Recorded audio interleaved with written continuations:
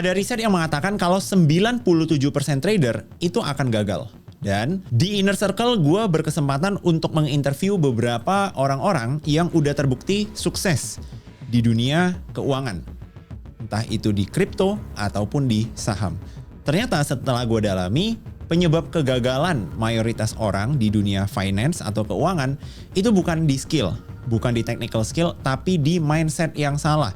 Salah satunya itu adalah mau kaya secara instan dan juga secara cepat. Hari ini gue bakal recap 3 poin penting yang gue pelajarin setelah ngobrol dengan beberapa sosok-sosok yang aktif bermain di industri finance. Kita masuk ke poin pertama, tipuan cepat kaya. Di podcast gue bareng Emir, dia sempat bilang begini nih. Pesan dari gue ya teman-teman, kalau misalnya kalian trading, kalau mindsetnya dari awal itu pengen cepat kaya, I'm sorry to say I don't think you will make it. Karena di pasar saham ini bukan ajang cari return gede-gedean langsung kaya instan. Semuanya butuh proses, dan semua orang yang udah sukses di pasar saham itu sebelum mereka sukses gila-gilaan jatuh dulu sampai bangkrut atau hampir bangkrut. Dari sana gue belajar kalau salah satu penyebab yang bikin orang yang terjun ke dunia saham itu gagal adalah mindset mereka yang pengen kaya instan atau kaya dalam waktu yang singkat. Dan di podcastnya Emir juga bilang seperti ini. Jadi yang pengen gue sampein adalah first find your purpose dulu. Of course orang semua trading pengen dapat duit, tapi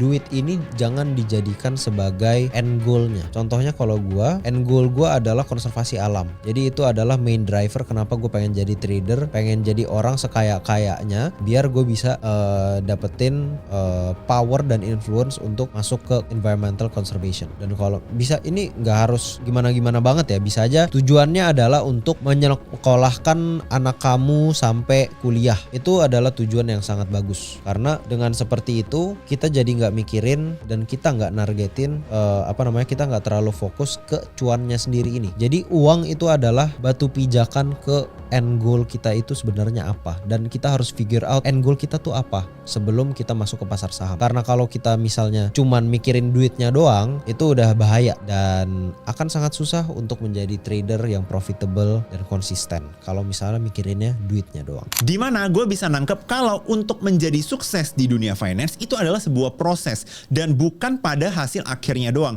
Banyak sekali orang-orang yang terjun ke dunia saham itu cuman pengen lihat hasil akhir dalam waktu cepat. Padahal yang paling penting adalah proses dan konsistensinya. Dan di podcast gue bareng Bevan, dia juga bilang seperti ini. Tanya lagi ke diri sendiri sih, lebih suka ketinggalan cuan 100x atau rugi 99%. Kalau emang kalian sukanya lebih milih yang rugi 99% tapi kalian pengen dapat 100x ya nggak masalah juga, preferensi juga sih. Oke. Ya. Berarti lu itu tipe yang memilih nggak apa-apa gue take profit 20. Kalau misalnya nanti dia bisa ke 100 ya berarti udah bukan rezekinya gua. Betul, tapi setuju. at least 20 gua ini nggak akan balik jadi minus 50. Betul, setuju. Oke. Dan selalu mungkin setiap trade dicatat jurnal what's wrong, kalian salahnya di mana, dan itu bakal improve sih. It's very important. Berarti lu ada trading journal juga? Ya, ada. Oke. Nah, boleh diceritain nggak? Ada nggak momen di mana lu somehow tidak mengikuti rules cuan bungkus lu, dan malah efeknya itu ya jelek di porto lu gitu. Kayak lu mungkin somehow terlalu bias lah atau terlalu personal ke project tertentu, jadi lu kayak ini pasti bisa naik lagi nih, gue hold deh gitu. Ya. Paling justru nggak ada sih. Oh, oke. Mungkin kalau secara rugi yang amount yang lumayan gede, waktu itu ada koin namanya XPL lah. Gue juga kena tuh. Ya nggak expect di sana, cuman ya I cut very early juga karena emang harus disiplin sih trading, dan emang itu udah ada dalam jiwaku kalau cuan bungkus atau kalau rugi secepat mungkin di cut gitu, karena kebanyakan orang kalau rugi ini mana bisa naik lagi, padahal enggak. Nah, gue tuh yang tipe yang XPL, bisa naik. Loh kok nggak naik nih? Ya emang nggak boleh sih kayak gitu. Oke. Tapi pernah nggak kejadian lu memilih untuk jual cuan bungkus, ternyata malah Pasti banyak. apa? Banyak Apa yang andaikan momen tuh banyak pasti. Yang opportunity paling besar yang sebenarnya bisa lu dapetin tapi lu udah keburu jual di bawah? Ada apa itu? Udah beberapa bulan lalu banyak sih kayak koin-koin meme coin lah. Tapi yang lumayan ngena dan sakit sih koin namanya Peanut waktu itu. Peanut. Ya. Oke. Jual 5x tapi dia terbang ke 100x.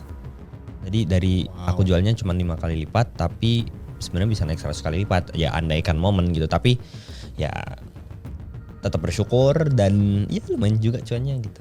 Dimana itu adalah salah satu kebiasaan yang gue yakin sering banget dilakukan oleh trader-trader pemula. Gak punya trading plan yang jelas, ketika udah untung gak mau take profit. Sampai akhirnya market balik arah dan yang harusnya untung malah jadi rugi. Di podcast itu Bevan juga menekankan kalau pemenang di dunia finance atau keuangan itu bukan ditentukan dari siapa yang bisa untung paling banyak dalam waktu singkat, tapi siapa yang bisa bertahan paling lama dalam permainan. Dari sana gue belajar kalau misalnya kita mau menilai seorang trader itu hebat atau tidak, maka kita harus menilainya dari time frame yang panjang. Karena kalau cuman untung gede sekali atau 2 kali, bisa jadi itu cuman keberuntungan. Mindset kedua yang gue pelajarin adalah mindset untuk megang cash dan juga compounding. Di episode gue bareng Ko Antoni Cipto, dia bilang seperti ini.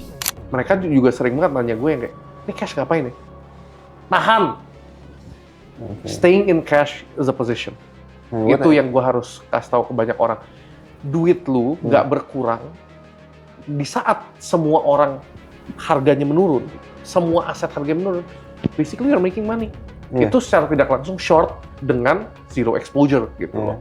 Walaupun lu nggak ngikutin market jebol, lu make money pas market jebol, tapi uang lu nggak berkurang.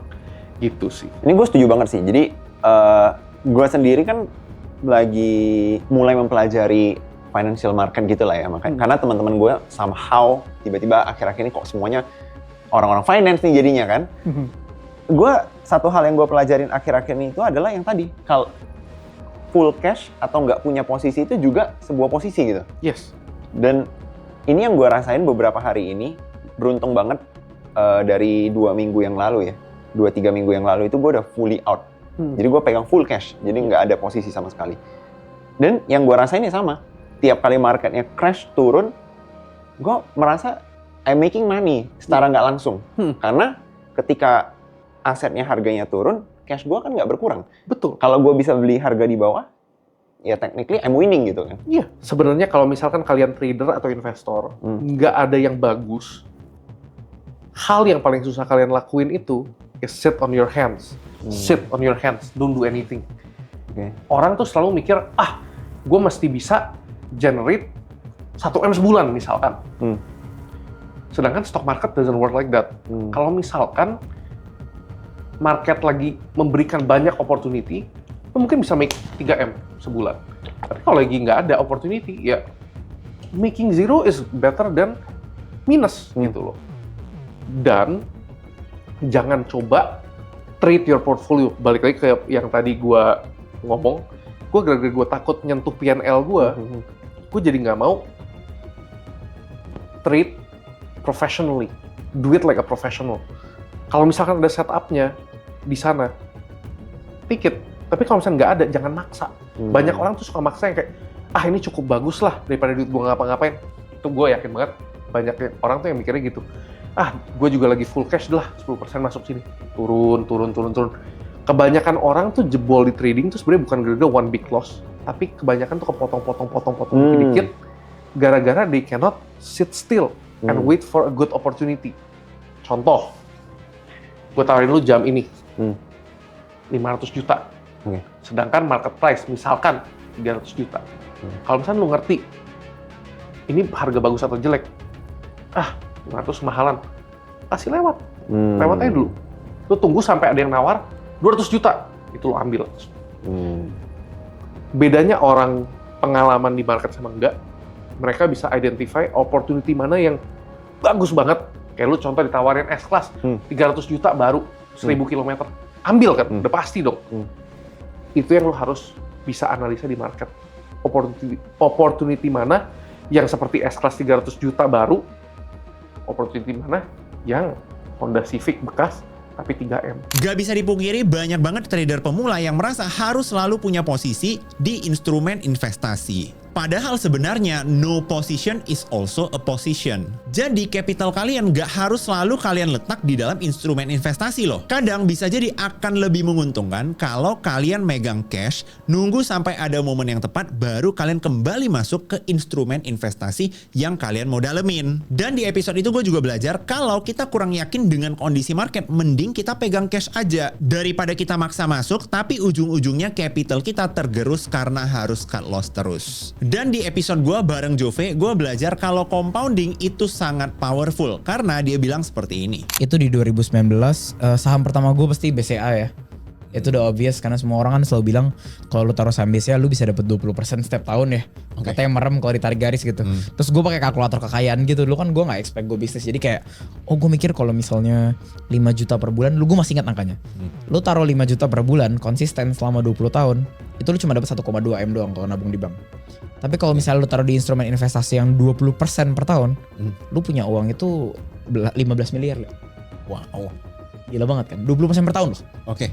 Ya ini anyway buat yang mikir gak bisa kaya dari investasi udah terbukti gitu kan. Jujur gue hampir gak percaya sih kalau investasi 5 juta sebulan selama 20 tahun dengan return konsisten 20% setahun, kita bisa punya uang 15 miliar di tahun ke-20. Makanya buat kalian yang nonton video ini, gue sarankan kalian mulai perjalanan investasi kalian sedini mungkin. Poin ketiga, gue juga belajar playbook untuk financial freedom. Di episode gue bareng Faja, dia bilang seperti ini. Buat heavy sandwich itu lu harus naikin income mau nggak mau. Tapi kalau lu sandwich lu yang belum heavy amat gitu ya, lu masih bisa nabung 3 juta per bulan gitu kan. Nah ini lu bisa pakai cara yang bisa gua kasih di revalue gitu kan. Intinya orang itu begini sih, lu kerja, lu nabung minimal 30% dari duit lo, dari gaji lo. Sorry, lu kerja, lu nabung minimal 30% dari gaji lo, dari income per bulan lo. Lu tabung ya kan. Dari tabungan itu lu investasikan dan lu ekspektasi return investasi lu bisa mencapai 20% per tahun. Fix financial freedom. Oke. Jadi playbook orang kalau mau bikin anaknya nggak sandwich gitu ya. Template kerja korporat kayak gitu. Udah anteng. Oke. Itu udah pernah lu hitung? Udah. Itu puluhan M dapat sebenarnya kalau pensiun. Ketika lu pensiun. Dan menurut lo itu the only way untuk terbebas? I mean gini, kayak bukan the only way ya, tapi lebih ke cara paling realistis dan aman. Cara yang paling terukur dan sangat terukur dan sangat bisa diekspektasikan. Sebuah cara yang terukur dan ekspektasi yang sehat. Gitu kan. Lu nggak mau ngambil risiko terlalu banyak, mungkin lu bukan business person yang hidup lu bisa naik terus turun lagi, modal berapa jadi berapa gitu ya. Yang apa lu kerja aja korporat, lu bertanggung jawab, lu punya anak, tapi jangan lupa nabung 30% dari total gaji lu, ya kan, dan lu alokasikan waktu 2 jam sehari buat belajar saham. Biar apa? Biar lu bisa hasilin return 20% setahun aja. Gitu. Oke, berarti PR-nya 2. 1, nyimpen 30% per bulannya dari gaji. Yang kedua adalah lu ningkatin skill dan pengetahuan lu di investasi ini supaya bisa terkejar 20% ya. Karena kalau lu nggak punya skill dan pengetahuannya juga nggak kecapai 20%, malah boncos pula nanti kan. Benar. Oke. Dan itu yang gua kasih di revalue 20% itu, ekspektasi kalian 20% udah hebat banget, udah bisa. Makanya revalue ini akan ada dalam jangka yang waktu yang cukup lama, ya kan? Karena kita bukan kayak yang ngajarin sekali cepat kaya gitu. Kita 20% tapi konsisten ya. Kita bakal melalui asam garamnya market ini bersama-sama gitu loh. Ternyata untuk mencapai financial freedom itu ada playbooknya yang bisa kita ikutin. Strateginya simple. Kerja, naikin income, pastikan kalian bisa nabung minimal 30% dari penghasilan kalian untuk diinvestasikan. Target return kalian jangan ketinggian, jangan sampai kalian mengambil resiko yang terlalu besar, yang ujung-ujungnya malah makin menyusahkan keadaan kalian. Selain itu, dia juga menekankan pentingnya kita belajar supaya kita bisa mencapai titik financial freedom. Dari ketiga poin tadi, kalau harus gua rangkum, gua belajar kalau misalnya market itu adalah tempat yang sangat objektif. Dia nggak peduli lu lagi di posisi butuh uang atau enggak. Yang dia peduliin cuman kompetensi, skill, dan kedisiplinan lo. Intinya, start early, stay konsisten, dan jangan sampai jadi trader FOMO. Kira-kira itu 3 poin penting yang gua pelajarin dari beberapa episode gua bareng expert dari dunia finance. Next, kalian mau gua rangkum tentang topik apa lagi? Langsung tulis di kolom komen. Jangan lupa subscribe ke The Inner Circle supaya kalian bisa dengerin pembahasan-pembahasan mendalam bareng expert-expert lainnya.